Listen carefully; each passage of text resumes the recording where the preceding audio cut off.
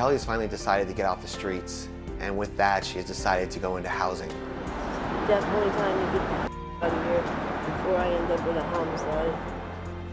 Kelly was, sort of fighting that. When they found the apartment for her, she told me that it felt like the weight of the world had been lifted off her shoulders. You're not bringing anything? She also told me she was scared. Where are you going? Kelly is experiencing a lot of emotions. She's being taken from an environment that she knows all too well. She is going to miss chasing that high daily. She's going to have to fight to continue to stay off the streets. But it very well may be the thing that saves her life.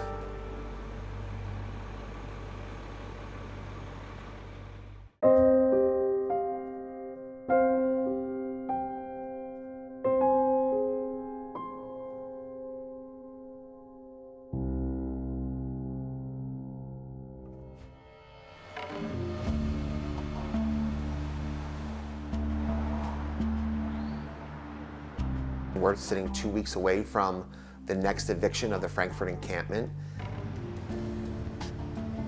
I am really hoping that this eviction is going to be handled a lot better than the last one. Guess what? Guess what they have for me? This bridge community is not like the rest of the world. Our 24 hours feel like 72. The increase of homelessness in Kensington in a short period of time, and it's crazy to me, the increase of insanity. The majority of the people that live in this community have lost all couth. They've lost all respect of self, let alone the property or others. They don't bathe, they don't have regular conversation, they don't pray. Half of them don't eat or sleep. People down here are interested in one thing, and that's getting out. The tensions right now in Kensington are higher than I've ever seen them. I just want to say, next time you come, next time I see you, you better have it. You're evicting homeless people. I just try to let that sink in sometimes. Like, you're telling homeless people they've got to leave. When that last eviction mandate came in, it was disorganized chaos. I think the city may have learned a little bit from that and has now increased their resources. What's your plans now? They're coming up with, some beds in the city for them. But what are you going to do to get them transitioned to the next level? What about those who aren't going to take that help? They're going to move to the next encampment. They're going to stay. As long as there is easy access in one of the largest open-air drug trades in the country. When people start to say the word eviction, they get scared. And when they get scared, they take off. When they take off, we lose track. How do you save somebody overdosing when you can't get to them?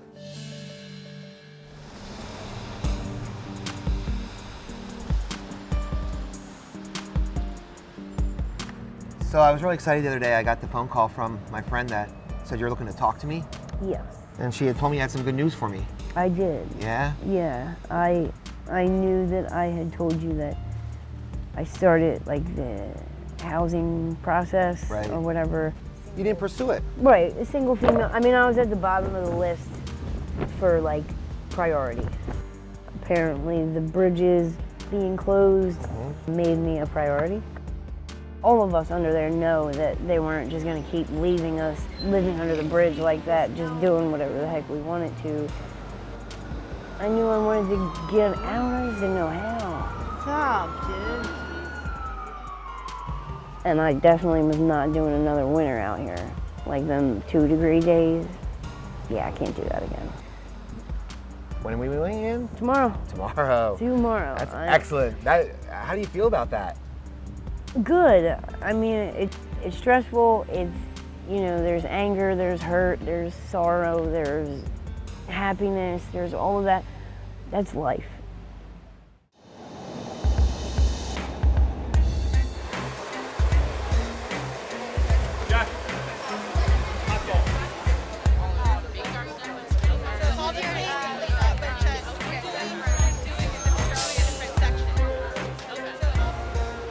I want to thank everyone for coming out to support this cleanup effort. We in Philly have worked really hard with the opioid task force early in the administration to figure out how do we cut down on the availability of prescription drugs that lead to addiction. How do we communicate and educate across neighborhoods the dangers of these drugs? Thank you, Mike D, and all of the folks involved in the city. I don't think that the city yet developed what is going to be the public safety strategy to disrupt the lawlessness that exists in Kensington, and how does it win back the confidence of the long-term residents here. 80% of the people that are here are not from this area, so we need to change the narrative that they're going to come here and do drugs. The long-term residents here, they're very frustrated, and they should be. I'm outraged, I'm angry, I'm disappointed that we can't protect them. Good morning, everyone, and thanks for being here. And I want to thank all involved. None of us created this problem, but we're living with it, and we have to address it. And the measures that we've taken early on weren't effective. What about the evictions coming up? Do you think you have adequately prepared? I think on the next round of movement of people from under the bridges, we have resources for that. We're not moving the last one yet because we don't have resources for that. So we haven't moved anyone without a resource to go to. Were there mistakes made in the first go-round, you think? No, I don't think so. And I think they've maintained the fact that they're not back. They're in other areas of the city. So we're not turning anyone away, but we only have limited resources, but we'll put whatever resources we have and increase those resources the best that we can. That's all we can do. What about the federal government? What about them? Can't they play more of a role? Don't you want their help? You watch TV every day? You see Donald Trump on television every day? You think he's talking about this problem? He's committed to fighting the opioid. And when I see the first resource come, I'll believe it. And we need to deal with folks who are here who are suffering. I see the city taking advantage of the photo ops. That's what I believe, sincerely. I don't believe that they're offering us any more or any less. It's just coincidence that, Kelly and I got housing 2 weeks before we're leaving. It's not because they all of a sudden added some program or did something different. It's a nice photo op for the city. It makes the people that are in seats of power look good. And I can't be mad at them. I probably would do the same thing.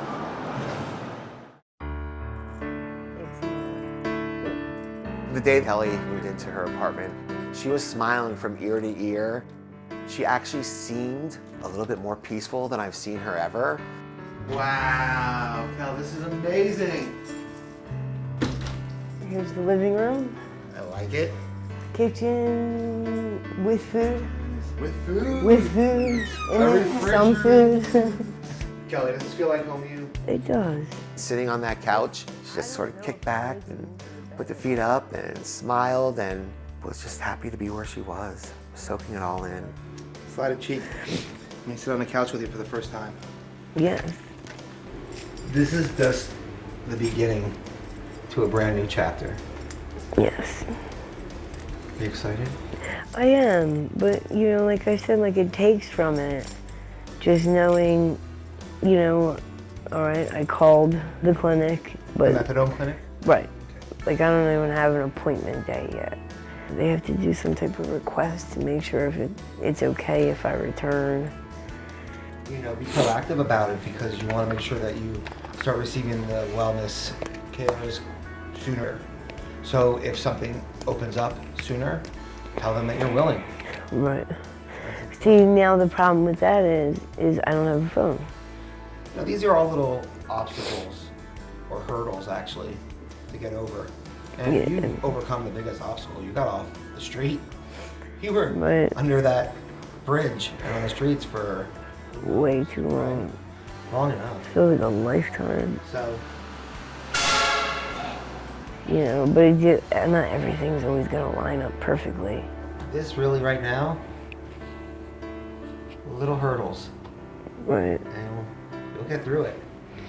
You'll get through it. You're a survivor. I know.